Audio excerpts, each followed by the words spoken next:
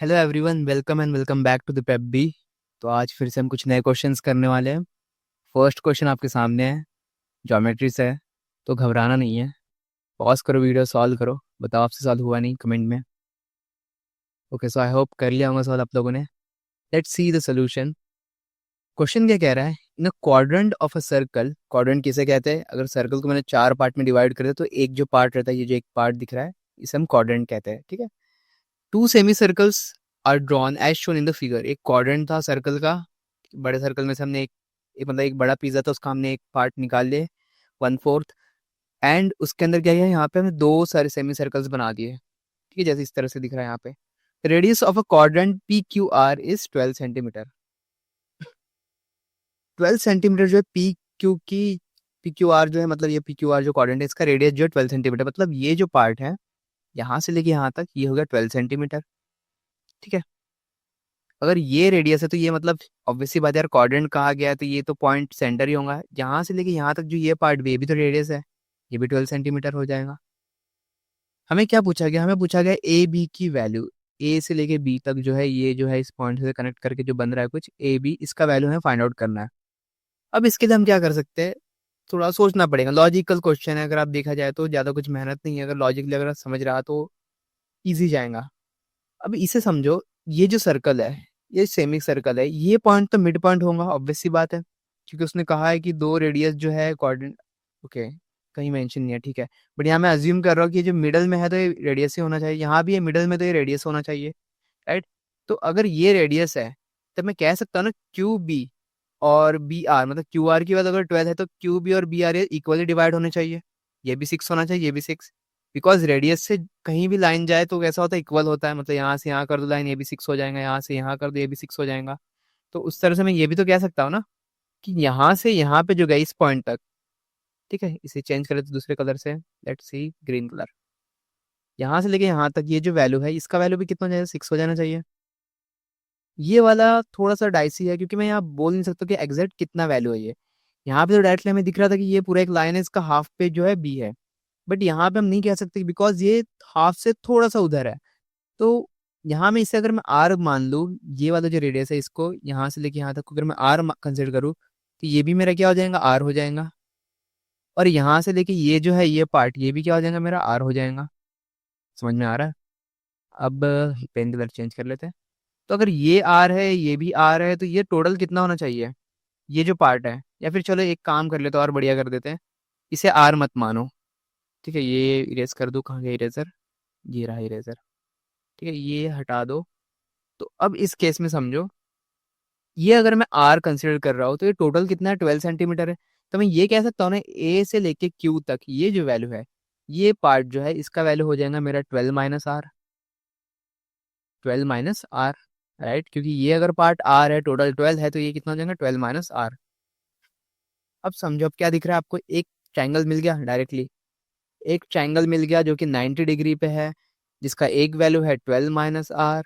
ये वैल्यू जो है इसका, ये r+6 हो जाएगा टोटल। अगर आप ध्यान से देखो तो ये r, ये 6, तो क्या हो जाएगा, r+6, ये हो गया। यहाँ पे ये जो वैल्यू है क्यू और बी, मैं किसकी बात कर रहा हूँ, देखो मैं यहाँ पे ट्रायंगल बना देता हूँ, नहीं तो बोलेंगे क्या है कर रहा है ये। ए क्यू बी ट्रायंगल की बात कर रहा हूँ मैं, ठीक है। अब यहाँ से आपको वैल्यू मिल जाएगा 6।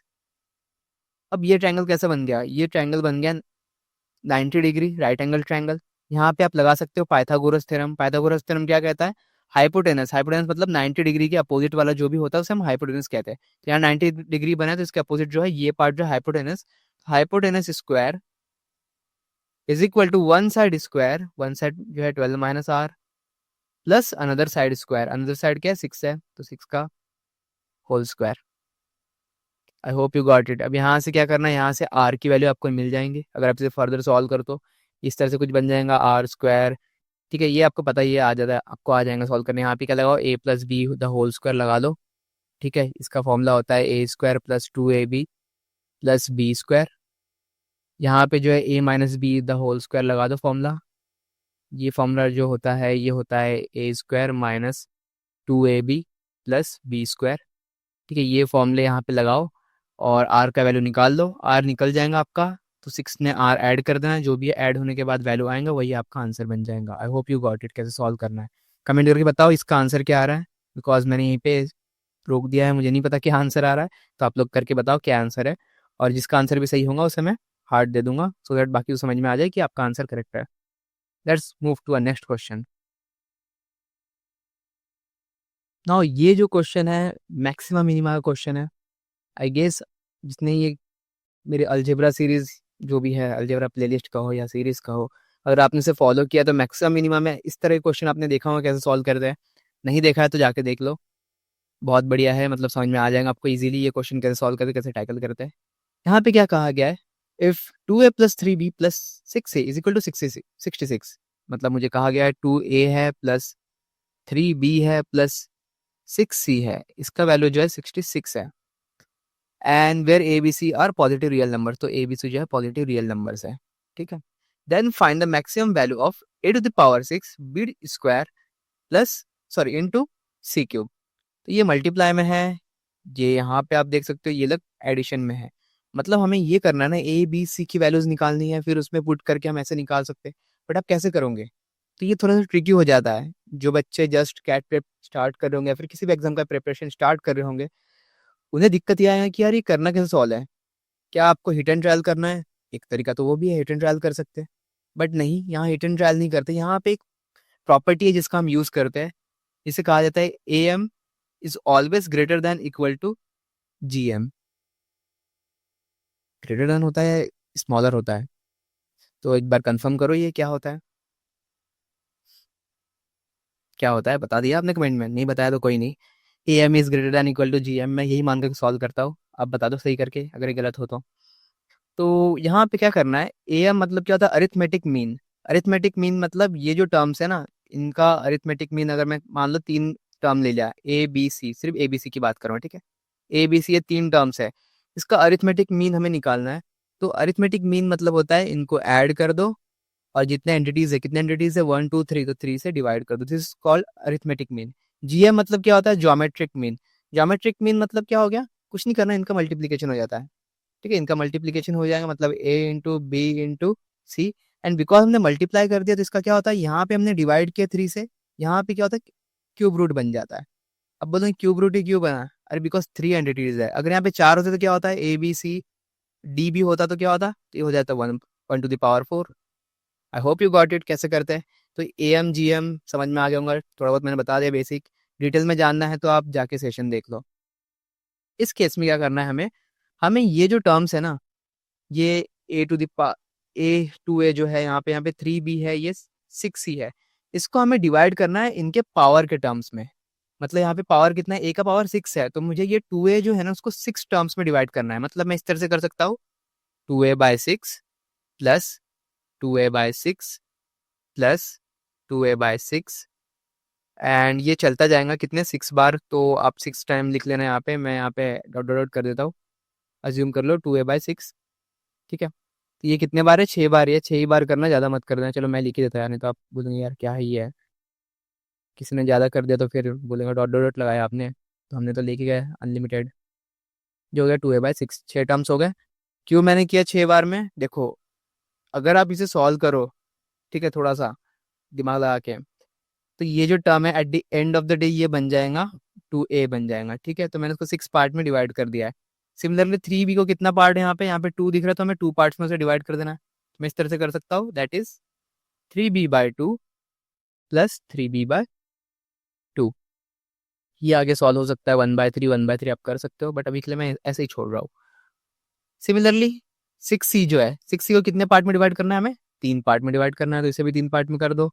तो ये हो जाएगा 6c/3 plus 6c/3 plus 6c/3। ठीक है, ये हो गया आपका, ये बन गया ए एम पार्ट। ये क्या बन गया, ए एम। और ये वैल्यू किसके इक्वल है, 66 के। तो अभी के लिए मैं 66 को छेड़ नहीं रहा हूँ, एज इट इज रहने दे रहा हूँ। ये मैं समझाने के लिए कर रहा हूँ, आपको इतना मेहनत नहीं करना है, समझो अच्छे से। बहुत अच्छा क्वेश्चन है, ऐसे क्वेश्चन बहुत बार पूछे जाते हैं, ऐसे नहीं करना है। कैसे करना है वो बताऊंगा मैं, बट इस तरह से हम इसे डिवाइड कर लेते हैं। अभी डिवाइड तो हो गया, बट व्हाट अबाउट जीएम। हमें तो ये प्लस में नहीं चाहिए था, प्लस में तो आपने यही ब्रेक करके बता दियो, बट हमें तो यार ये मल्टीप्लाई में चाहिए ना। तो मल्टीप्लाई के लिए हम क्या यूज करते हैं, जीएम। अभी जस्ट मैंने आपको बताया कि ए एम अगर इस तरह से गिवन है थ्री थ्री टर्म, तो जीएम में इसका क्या होता है, मल्टीप्लीकेशन होता है। क्या होता है, मल्टीप्लीकेशन। एक और चीज अब यहाँ पे मिसिंग होगा, अगर मैं इसे एम मान रहा हूँ, if I am assuming this term as an M, तो मैं इसे डिवाइड भी तो करना पड़ेगा। अभी तो जस्ट मैंने बोला था कि यार ये जो टर्म है ना, इनको ऐड करते हैं और हम क्या करते हैं, उसे डिवाइड कर देते हैं। किससे डिवाइड करते हैं? Number of terms. कितने टर्म्स हैं यहाँ पे? 1 2 3 4 5 6 7 8 9 10 11। कितने टर्म्स हो गए? 11 टर्म्स हो गए। तो हम 11 से इसे डिवाइड कर देंगे, तो ये बन गया मेरा प्रॉपर एम। ये बन गया क्या? मेरा प्रॉपर एम टर्म बन गया।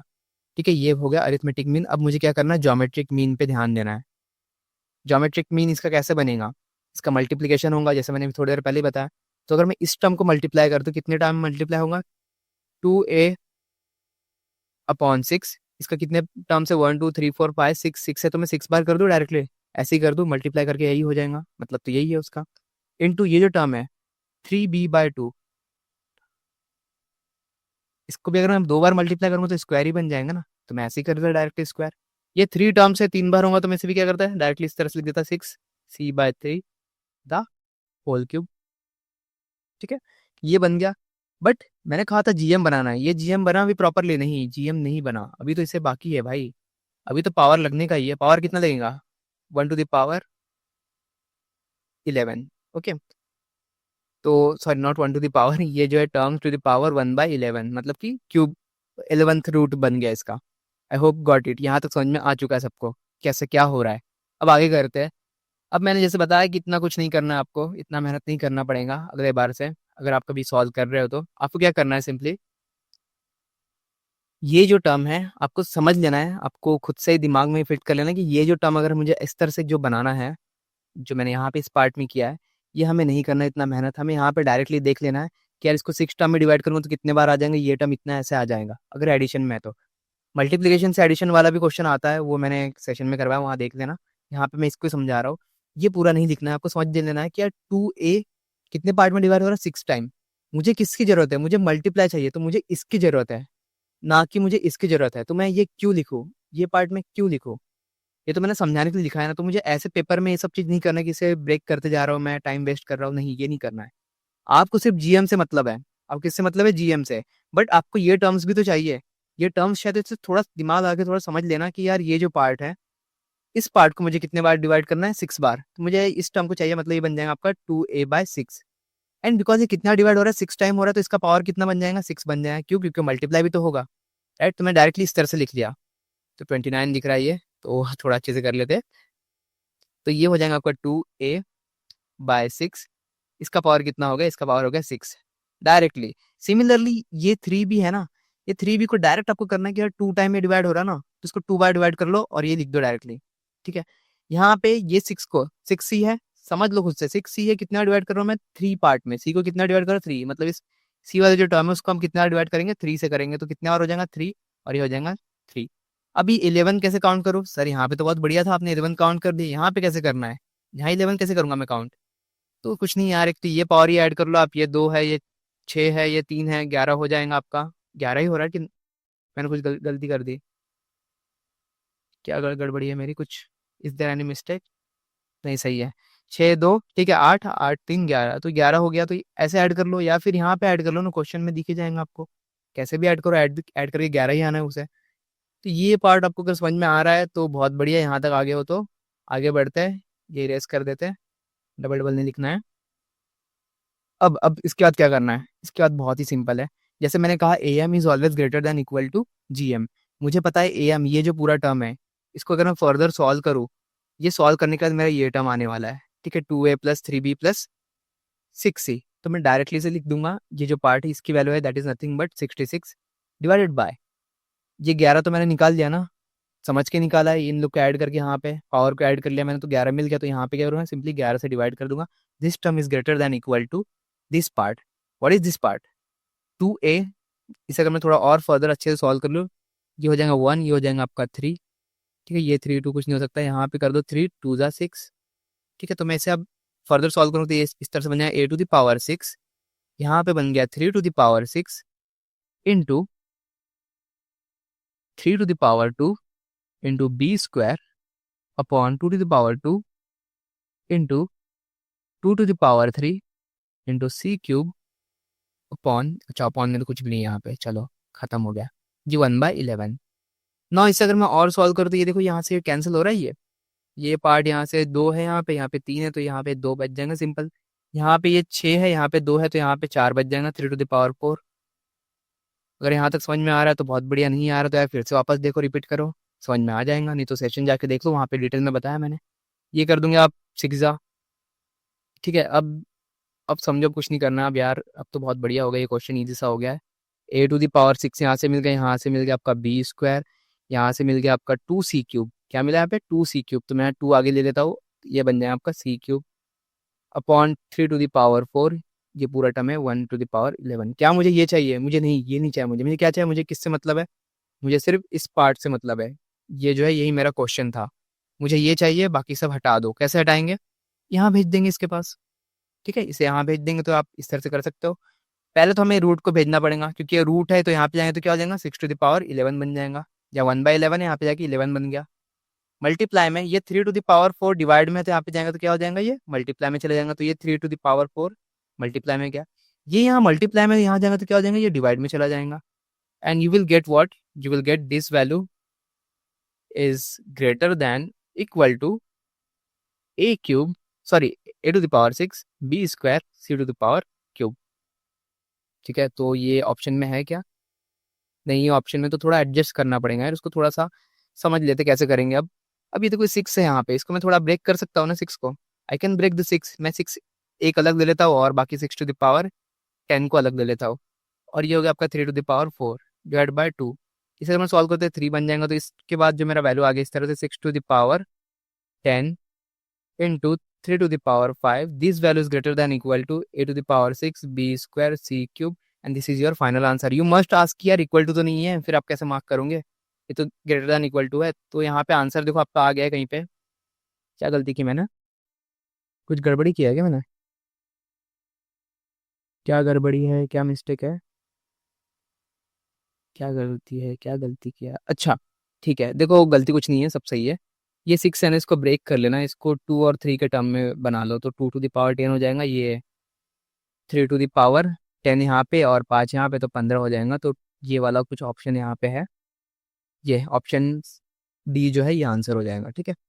अब ये क्वेश्चन आप ये भी पूछ सकते हो ना कि यार ये ग्रेटर देन इक्वल टू तो नहीं है, तो यार ये मैंने बहुत डिटेल में अच्छे से समझा अपने सेशन में, वहाँ देख लेना, समझ जाना, ईजी है, कुछ ऐसा है हार्डकोर कुछ ये नहीं है, बट वहाँ समझ जाएगा।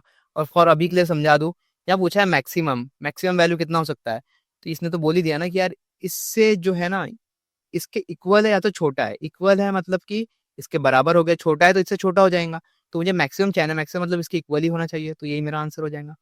आई होप यू गॉट इट। चलते हैं नेक्स्ट क्वेश्चन में, बहुत बड़ा हो गया इसका एक्सप्लेनेशन वैसे भी। तो आपके सामने थर्ड क्वेश्चन है, वीडियो पॉज करके सॉल्व करो, फिर यहाँ पे सॉल्यूशन देखना। आई होप आप लोग ने सॉल्व कर लिया होगा। सो क्वेश्चन क्या कह रहा है, the number of ways in which 12 squares can be selected from 5x5 chessboard such that no two squares have a common side।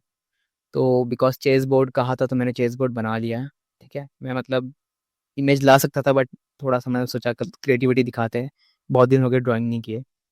तो ये देखो चेस बोर्ड कुछ इस तरह से दिखता है, कुछ ब्लैक्स रहते हैं, कुछ वाइट मतलब बॉक्स रहते हैं, ठीक है, स्क्वायर बॉक्स। तो मैंने यहाँ पे ऐसे पहले ब्लैक से चालू किया, आप व्हाइट से भी कर सकते हैं, ऐसा कुछ मेंशन नहीं है, कहीं फिक्स नहीं है कि यही ब्लैक हो यही व्हाइट हो, डिपेंड करता है। बट बिकॉज यहाँ देखो 5x5 चेस बोर्ड है, तो एक चीज याद रखना, 5x5 मतलब कितना हो जाएगा ये, ओके। तो ये अभी भी ऐसा ही है, पेन ले लेते हैं। 5x5 मतलब 25 जो है स्क्वायर बॉक्सेस मिलेंगे मुझे यहाँ पे, 25 स्क्वायर बॉक्सेस होंगे। तो यहाँ ध्यान रखना, अगर आप ब्लैक से कलर कर रहे हो, अगर आप ब्लैक कॉर्नर से स्टार्ट करते हो ना, तो एक मिडल में ब्लैक भी आना ही है, क्योंकि ये 5x5 है, ठीक है। 4x4 में I have no idea, but odd में क्या होता है, ऑड में जिससे आप स्टार्ट करो कॉर्नर से, वो वैल्यू जो है उसका वैल्यू एक ज़्यादा रहता है, मतलब कि 13 जो है ये ब्लैक वाले हो जाएंगे, ठीक है। और 10 जो है, सॉरी 12 जो है ये हो जाएगा आपका वाइट, ठीक है। तो आप काउंट भी कर सकते हो, छोटा नंबर है, आप काउंट भी कर ही सकते हो कि कितना ब्लैक है कितना वाइट है। बट ये तो मैंने अज्यूम किया है ना, हो सकता है कि आपने वाइट लेके किया हो और आपने क्या किया 13 वाइट लिया हो और 12 ब्लैक लिया हो, तभी भी कोई गलती गलती नहीं है, सब सही है, ठीक है। सब सही हो जाएगा, टेंशन मत लो, वो भी आंसर आपका सही आएगा। यहाँ पे क्या करना है देखो, हमें बोला गया है हमें इस तरह से चूज करना है कि 12 स्क्वायर इस तरह से चूज करना है कि 12 मतलब 12 स्क्वायर जो चूज करना है इस तरह से कि उसका जो साइड है ना वो कॉमन ना हो। मतलब अगर मैं ये चूज कर रहा हूँ, अगर मैं ये सेलेक्ट कर रहा हूँ, तो ये वाला नहीं कि ये मैं सेलेक्ट नहीं कर सकता, ये भी सेलेक्ट मैं नहीं कर सकता। इट मीन्स मुझे ये सेलेक्ट करना पड़ेगा। अगर मैं ये सेलेक्ट कर रहा हूँ तो मैं ये नहीं कर सकता, ये भी नहीं कर सकता, क्योंकि देखो साइड उसका मतलब दोनों का अटैच है ना।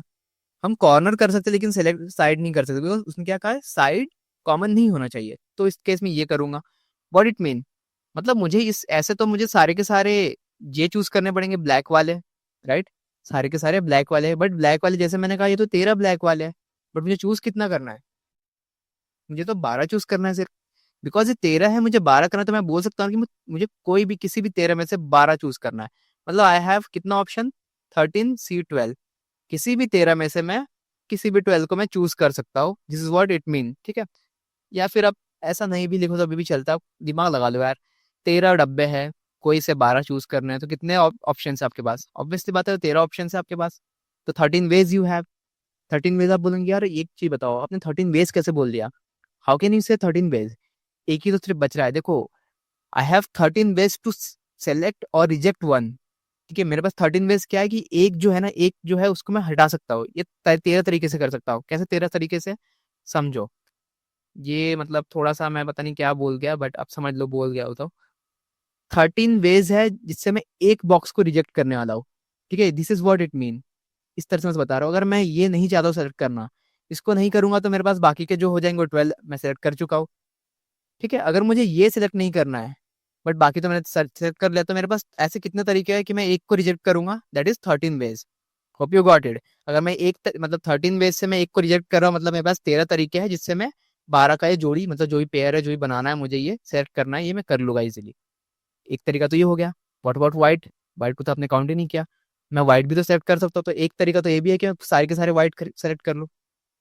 आई होप यू गॉट इट। एक वे तो ये भी मिल गया ना यहाँ पे कि मैं सारे के सारे व्हाइट वाले सेलेक्ट कर लूँ।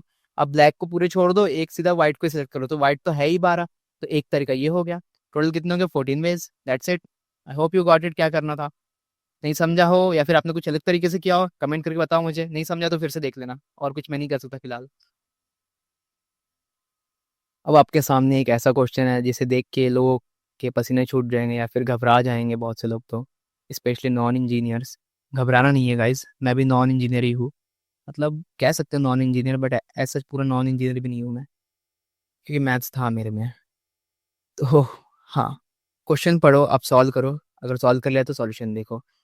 क्वेश्चन क्या कह रहा है? How many distinct four tuples, couples आपने देखा है, सुना है। अब यहाँ पे चार है, जिसलिए फोर टपल्स बोल रहे हैं, पता नहीं क्या कह रही है ये। Of integers are there with p log base 10 2 plus q log base 10 3 plus r log base 10 5 plus s log base 10 7 is equal to 2149। ये जो वैल्यू है इसका जो है 2149, ये ठीक है उसका इक्वल है।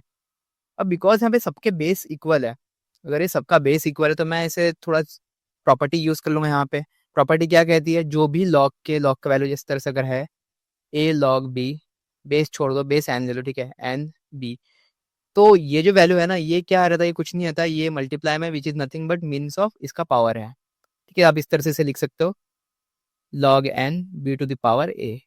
ये मैंने पहले ही बता चुका हूँ, अभी फिर से बता रहा हूँ। तो मैं यही प्रॉपर्टी यूज करूंगा यहाँ पे, तो मेरा इस तरह से टर्म बन जाएगा, that is log 10 2 to the power p। And similarly बाकी का जो टर्म है इस तरह से बन जाएगा log 10 3 to the power q plus log 10 5 to the power r plus log 10 7 to the power s is equal to 2149। यहाँ तक सबको समझ में आ गया होगा। इसके बाद क्या करना है? आप सोच रहे होंगे यार लॉग सब में कॉमन है, कॉमन निकाल देते। तो मैं इस तरह से कॉमन निकाल दूँ log 10, और फिर मैं इसे कर दूँ 2 to the power p plus 3 to the power q plus 5 to the power r plus 7 to the power s, ऐसा कर दूँ। तो ऐसा नहीं करना है बेटा, गलत हो जाएगा, बहुत ज़्यादा गलती कर दोगे आप। लॉग में थोड़ा प्रॉपर्टी अलग हो जाता है। यहाँ पे आप इस तरह से कॉमन निकाल सकते हो, बट ये जो चीज़ है ना, ये जब अंदर जाएगा 2 टू द पावर p, ये मल्टीप्लाई होगा। जब ये प्लस है ना, आप इसका मतलब क्या है, इसको मल्टीप्लाई में लेना। तो प्रॉपर्टी क्या कहता है? प्रॉपर्टी इस तरह से है, a, चलो किस तरह से लिख देते हैं, ठीक है, log a plus log b is equal to nothing but log A into B. ठीक है, तो दो प्रॉपर्टी आज के लिए काफ़ी है। बहुत सारे प्रॉपर्टीज लॉग का सेशन देख लो, वहाँ पे बताया मैंने। तो यहाँ पे इस तरह से मैं लिख दूंगा 3 to the power q into 5 to the power r into 7 to the power s। Done. This value is equal to 2149। I hope you got it. अब क्या करना है, कुछ नहीं करना है। अब एक और प्रॉपर्टी है, चलो एक और आ गया, मैं सोचा दो में हो जाएगा काम, बट एक और आ गया। एक और प्रॉपर्टी मैं यहाँ लिख रहा हूँ। ठीक है, एक और प्रॉपर्टी ये कहता है कि log n of a is equal to b। तो इसको आपको इस तरह से लिख सकते हो, you can write in this way. अगर आपको log हटाना है तो किस तरह से हटा सकते हो इस केस में, आपको कुछ नहीं करना। ये जो n है ना, ये चला जाएगा यहाँ पे। दिस log n का ये पूरा term a is equal to b to n to the power, my bad, n to the power b, इस तरह से बन जाएगा। ठीक है, क्या हो जाता है, ये log जो है जब ये इधर जाता है तो सीधा ये वैल्यू यहाँ पे बैठ जाता है और b को ऊपर फेंक देता है। ठीक है, तो ऐसा समझ लो कुछ, तो मतलब लॉजिक भी समझो आप। तो इस तरह से मैं कर दूंगा, यहाँ पे ये बन जाएगा आपका 2 to the power p into 3 to the power q into 5 to the power r into 7 to the power s is equal to 2 1, okay not 2 1, अभी तो मैंने कहा ये 10 है ना, 10 के ऊपर में चले जाएगा, 2149, ये 10 का पावर बन जाएगा। ठीक है, अब 10 है तो मैं इसे ब्रेक कर सकता हूँ, 10 को मैं इस तरह से लिख सकता हूँ, this is nothing but 2 to the power 2149, और इसे मैं कर दूंगा 5 2149। मैंने क्या किया, इसे प्राइम फैक्टर में डिवाइड कर लिया। ठीक है, मैंने क्या किया, प्राइम फैक्टर्स में से डिवाइड कर लिया। अब बिकॉज यहाँ से मैं कंपैरिजन करके वैल्यू निकाल सकता हूँ, तो यहाँ से देख लो 2 किसका है, 2 का पावर मतलब पी की वैल्यू क्या मिल गई डायरेक्टली आपको 2149, एंड क्यू की वैल्यू कुछ भी नहीं क्योंकि 3 यहाँ पे है नहीं, तो क्यू का वैल्यू क्या होगा 0, आर का वैल्यू क्या हो गया 0, एस अच्छा आर का 0 थोड़ी हुआ, आर का हुआ 2149, और एस का वैल्यू हो गया 0 क्योंकि 7 तो वहाँ पे है ही नहीं। इस तरह से हमने निकाला। यहाँ पे पूछा क्या था, हाउ मेनी वेज, उसने पूछा कितने तरीके से। यार एक तो वैल्यू आया है, 2 और 5 का एक ही वैल्यू आया है, उसके अलावा तो कोई तरीका ही नहीं है। तो ये ऑप्शन तो सबसे बेकार है, इनफाइनाइट। ये 2148 का ये मैं लिख दूँ, नहीं पॉसिबल ही नहीं है, 0 ऐसा तो है नहीं। एक एक वे तो मिला है हमें, एक मतलब टपल तो मिला है। तो आपका आंसर हो गया option 2, that is 1। I hope you got it. अच्छा क्वेश्चन था, नहीं समझा हो तो फिर से रिपीट कर लो, लॉग वाला सेशन देख लो, बेसिक वहाँ पे क्लियर हो जाएगा आपका। चलते हैं नेक्स्ट क्वेश्चन की तरफ।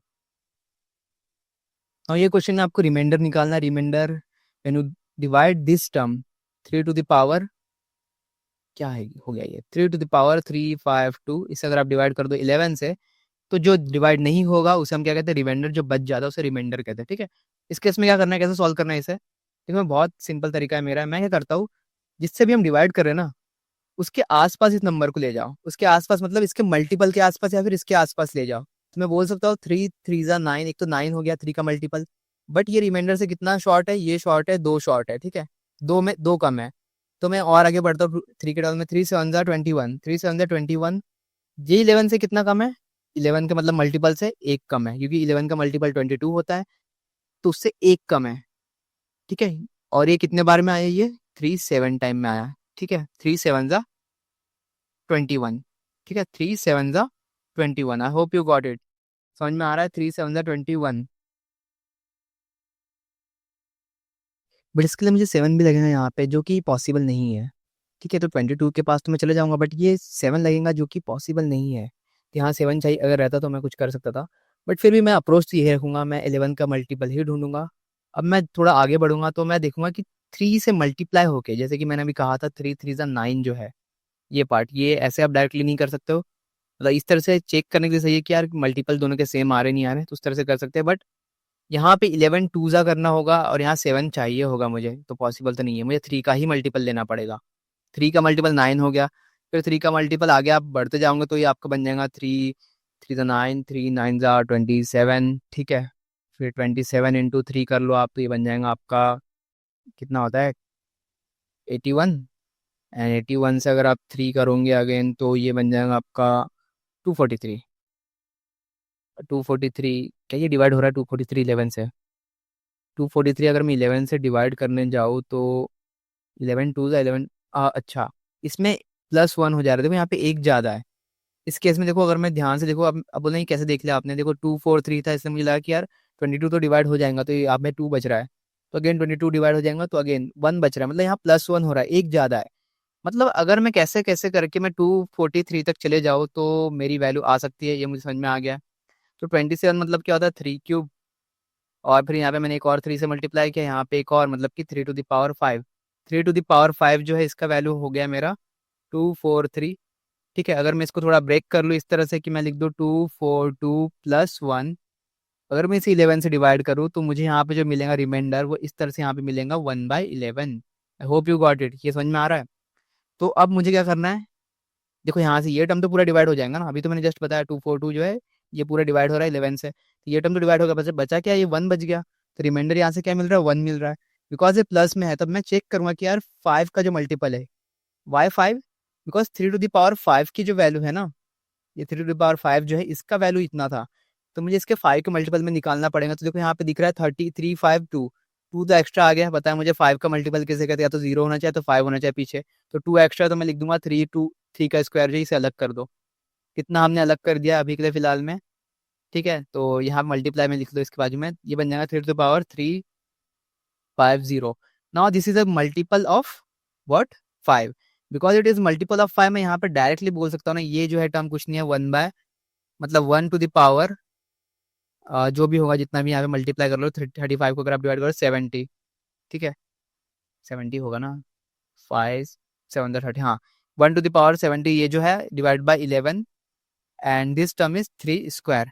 तो अब देखो 1 का पावर कितना भी हो, कुछ भी हो, ये तो at the end of the day 1 ही रहता है। तो बचा क्या है यहाँ पे, 3 का स्क्वायर जो है 9, 9/11 ही बचा ना, तो बचा क्या, जो हमें रिमाइंडर, जो final reminder is 9। I hope you got it, तो रिमाइंडर इसका आंसर हो जाएगा 9। थोड़ा सा वापस से देख तो समझ जाए क्या किया मैंने। मतलब अगर 2x पे देख रहे हो तो मत देखो, थोड़ा कम करके स्पीड करके देखो, समझ में आ जाएगा। ऑल्दो मेरी वीडियोस को 2x पे देखना चाहिए या फिर 1.5x पे, बट फिर भी पॉज करके थोड़ा पीछे जाके धीरे स्लो में देख तो समझ में आ जाएगा। So that's it for today, मिलते हैं अगले सेशन में। तब तक आप प्रिपरेशन करते रहो, ध्यान रखो अपना, और सेशंस में आते रहो। बाय बाय, टेक केयर, जय सिया राम।